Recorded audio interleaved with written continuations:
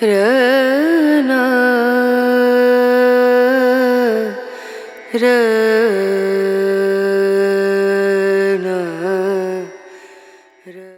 Hello friends, welcome to কুকটেলস।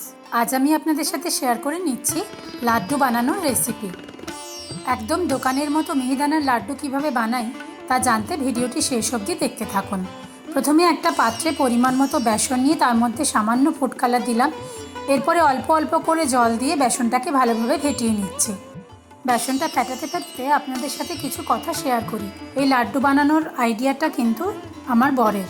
গত 7 বছর ধরে আমরা বাড়িতে গণেশ পুজো করি, আর পুজোর সময় ঠাকুরকে নিজের হাতে লাড্ডু বানিয়ে দেওয়ার আইডিয়াটা প্রথমে ওরই মাথায় আসে। রেসিপিটাও ওর, আমি এখানে হেল্পারের ভূমিকা পালন করেছি মাত্র।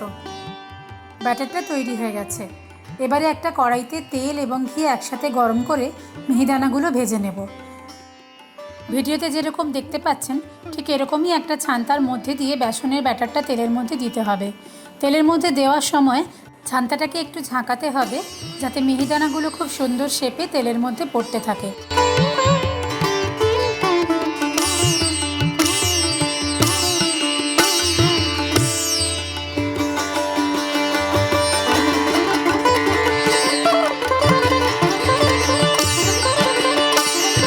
মিহিদানাগুলো সুন্দর ভাজা হয়ে গেছে। এবারে আরেকটা ছান্তার সাহায্যে মিহিদানাগুলোকে তুলে রাখবো।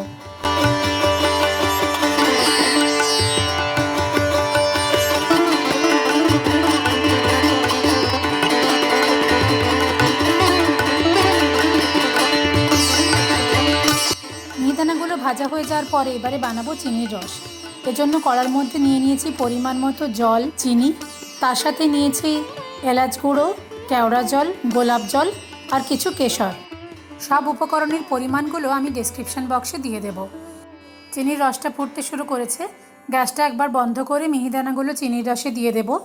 তারপরে গ্যাসটা আবার জ্বালিয়ে নিয়ে মিহিদানাগুলো চিনির রসের সাথে ভালোভাবে পাক দেব।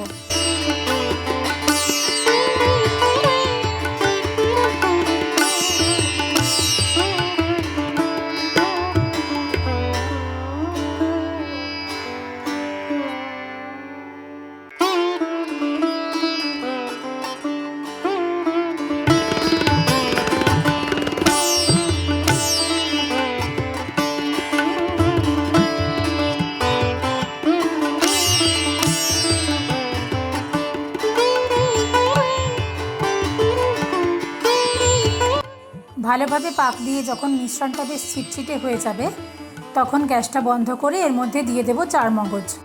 চারমগজটা মিশিয়ে দিয়ে মিশ্রণটা গরম থাকতে থাকতেই লাড্ডুগুলো গড়ে ফেলতে হবে। এবারে আমাদের পুজোতে আমরা 108টা লাড্ডু তৈরি করেছিলাম।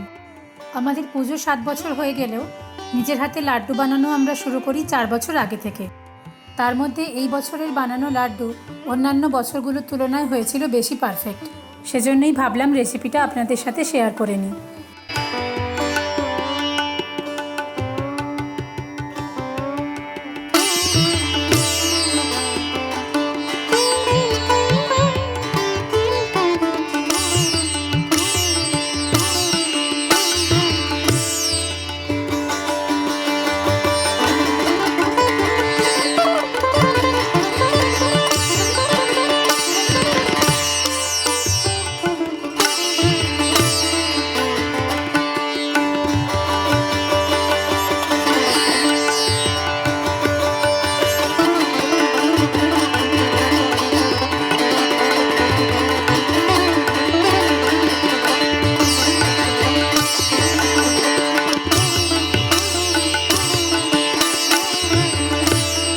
ভগবানকে ভোগ নিবেদনের উদ্দেশ্যে বানানো আমাদের এই লাড্ডুর রেসিপি আপনাদের কেমন লাগলো তা অবশ্যই কমেন্ট করে জানাবেন।